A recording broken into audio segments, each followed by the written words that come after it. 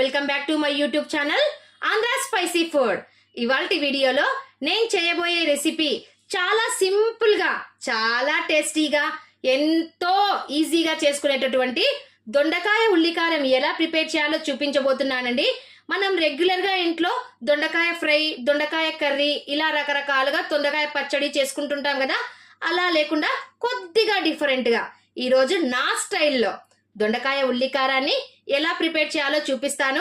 వీడియోని ఎక్కడా స్కిప్ చేయకుండా లాస్ట్ వరకు చూడండి. నా వీడియో నచ్చినట్లయితే ఒక లైక్ చేయడం మాత్రం మర్చిపోవద్దండి. ఇంకా ఎవరైనా నా ఛానల్ను సబ్స్క్రైబ్ చేసుకొని వాళ్ళుంటే తప్పకుండా సబ్స్క్రైబ్ చేసుకోండి. మరి లేట్ ఎందుకు, దొండకాయ ఉల్లికారం ఎలా చేయాలో చూద్దాం రండి. చూడండి, ఇక్కడ నేను 1/2 kg దొండకాయలు తీసుకున్నాను. వీటిని బాగా క్లీన్ చేసి పెట్టుకున్నానండి. ఇప్పుడు వీటిని 4 పీసెస్ లాగా కట్ చేసుకుందాము. చూడండి, ఫస్ట్ దొండకాయలకు ఉన్నటువంటి ఈ బొడ్డును తీసేయాలి. ఇప్పుడు ఈ విధంగా ఒక్క దొండకాయలో నేను 4 పీసెస్ని చేసుకుంటున్నానండి. ఒకవేళ మీకు ఇష్టం లేకపోతే రౌండ్ షేప్లో కానీ మీకు నచ్చిన షేప్లో కట్ చేసుకోవచ్చు. చూడండి, కొద్దిగా పెద్ద సైజుగా ఉంది కదా దొండకాయ. దీన్ని ఇంకాస్త తగ్గించుకొని కట్ చేసుకోవాలి. చాలా అంటే చాలా టేస్టీగా ఉంటుందండి. మీరు కూడా ఒకసారి తప్పకుండా ట్రై చేయండి. కొద్దిగా డిఫరెంట్ టేస్ట్ కూడా ఉంటుంది. మనం తినడానికి కూడా కొద్దిగా వెరైటీగా అనిపిస్తుంది కదా. మనం రెగ్యులర్గా చేసుకుంటుంటాం కదండి దొండకాయ వేపుడు. అలా కాకుండా మనకు బోరు కొట్టకుండా కొద్దిగా ఇంట్రెస్ట్గా కూడా పిల్లలు తింటారండి. ఈ విధంగా కొంచెం రెడ్ కలర్లోకి వచ్చిన దొండకాయలైనా ఏం పర్వాలేదండి. మరి ఇది పండలేదు చూడండి, కానీ కలర్ మాత్రం అలా ఉంది.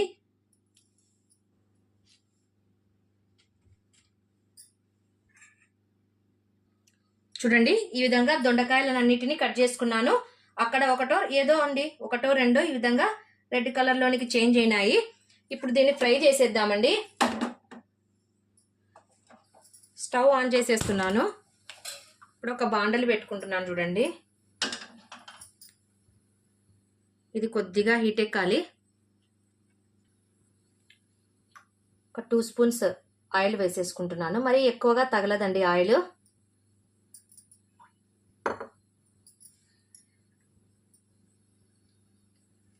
ఇప్పుడు ఆయిల్ హీట్ ఎక్కింది కదా. ఇప్పుడు మనం కట్ చేసి పెట్టుకున్నటువంటి ఈ దొండకాయల్ని ఇందులోనికి వేసేసుకుంటున్నాను. చూడండి,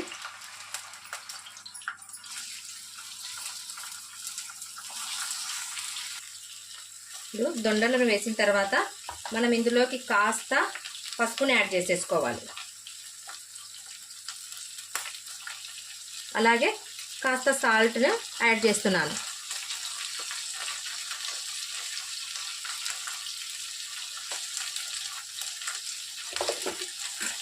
ఒకసారి కలిపేసేసి సిమ్లోనే దీన్ని బాగా మగ్గనివ్వాలండి.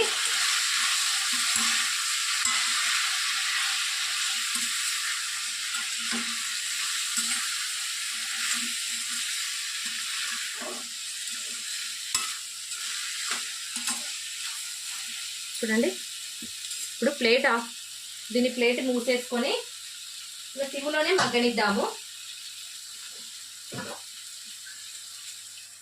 ఈలోపు ఇందులోనికి ఉల్లికారాన్ని ప్రిపేర్ చేసుకుందామండి. ఇప్పుడు ఉల్లికారం కోసము స్టవ్ మీద ప్యాన్ పెట్టేసుకున్నాను. ఇప్పుడు కొద్దిగా ఆయిల్ వేసేసుకోవాలి. చూడండి, ఆయిల్ వేసిన తర్వాత చూడండి, నేను ఇక్కడ కొన్ని మెంతులను వేసేసుకుంటున్నాను. క్వాంటిటీ కూడా ఒక్కసారి చెక్ చేసుకోండి. చూడండి, మెంతులు కొన్ని వేసుకున్నానండి. ఇప్పుడు మినప్పప్పును వేసుకుంటున్నాను. చూడండి, అన్ని క్వాంటిటీ చూపిస్తున్నాను మీకు. సేమ్ ఇదే విధంగా వేసుకోండి. కొద్దిగా మినప్పప్పును యాడ్ చేస్తున్నాను. అలాగే కొద్దిగా పచ్చిశనగపప్పును కూడా యాడ్ చేసుకుంటున్నాను. అదేవిధంగా కొన్ని ధనియాలు వేసేసుకోవాలి. అలాగే కాస్త పచ్చి కరివేపాకు. వాటితో పాటుగా మనం తగినటువంటి కారాన్ని వేసుకుంటే ఎలా తింటామో ఆ విధంగా మనకు తగినంత కారాన్ని, నేను ఇక్కడ కారానికి బదులు ఎండుమిర్చిని యాడ్ చేసేస్తున్నాను.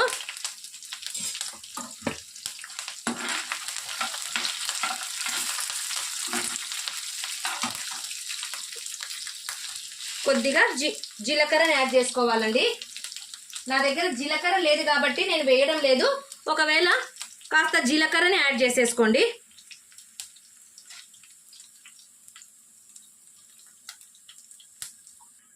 ఇవి కాస్త దూరగా వేగుతూనే కట్ చేసి పెట్టుకున్నటువంటి 2 మీడియం సైజ్ ఆనియన్స్ని ఇందులోనికి వేసేస్తున్నానండి.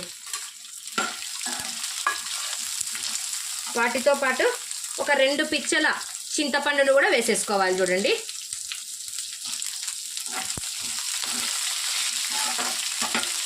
ఆనియన్స్ మరీ ఎక్కువగా లేకుండా ఒక 2 మినిట్స్ మగ్గితే చాలండి. మరీ ఎక్కువగా మగ్గాల్సిన అవసరం లేదు.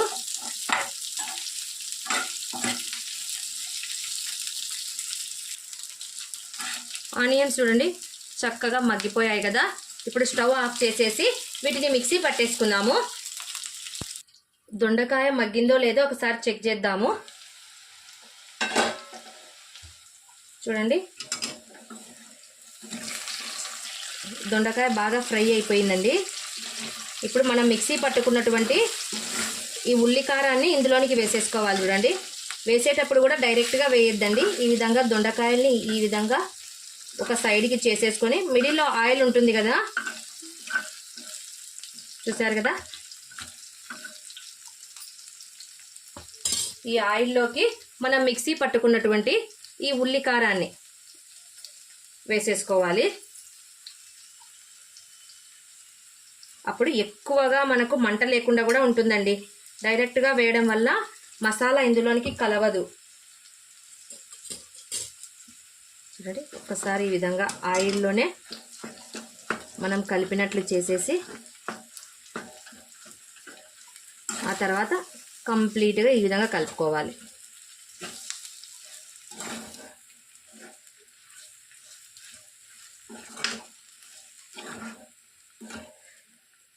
నిజంగా అండి చాలా అంటే చాలా టేస్టీగా ఉంటుంది.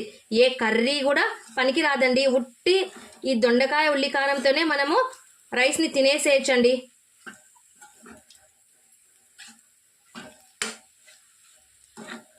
ఇప్పుడు బాగా కలిపాం కదా, ఒక 2 సెకండ్లు దీన్ని బాగా మగ్గనిద్దామండి. 2 సెకండ్స్ తర్వాత ఒకసారి చెక్ చేసుకుందామండి. మళ్ళీ ఎక్కడ కలపకపోతే అడుగంటుతుంది. చూడండి ఈ విధంగా. ఒకసారి సాల్ట్ని చెక్ చేసుకున్నాము.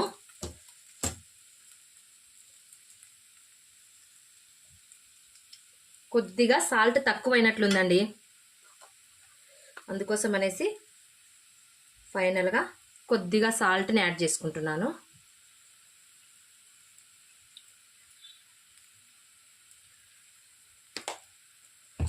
చింతపండు ఫ్లేవర్ కలిసింది కదండి, చూస్తుంటేనే ఎప్పుడెప్పుడు తినాలా అనిపిస్తుందండి. మన రాయలసీమ వాళ్ళకి చింతపండు లేకపోతే ఏ కూరలు ఏది జరగదు కదండి. వంకాయ కర్రీలో అయితే కంపల్సరీ చింతపండు వేసుకుంటామండి. పప్పులో, రసంలో, సాంబార్లో చింతపండు లేకపోతే మన రొటీన్ లైఫే గడవదు కదండి. చూడండి, ఈ విధంగా ఒక్కసారి దొండకాయలో కూడా చింతపండు వేసి ఆ ఫ్లేవర్ని టేస్ట్ చేయండి. మీరు కూడా తప్పకుండా 100% బాగుందంటారండి. నేను కాన్ఫిడెంట్గా చెప్తున్నాను. మీరు కూడా ఈ రెసిపీని తప్పకుండా ట్రై చేయండి. చూడండి, చూస్తుంటేనే నోరు ఉడుతుంది కదండి. ఎప్పుడెప్పుడు తినాలా అనిపిస్తుందా? మీరు కూడా ఒకసారి తప్పకుండా ట్రై చేయండి. ఇంకా స్టవ్ ఆఫ్ చేసేస్తున్నాను.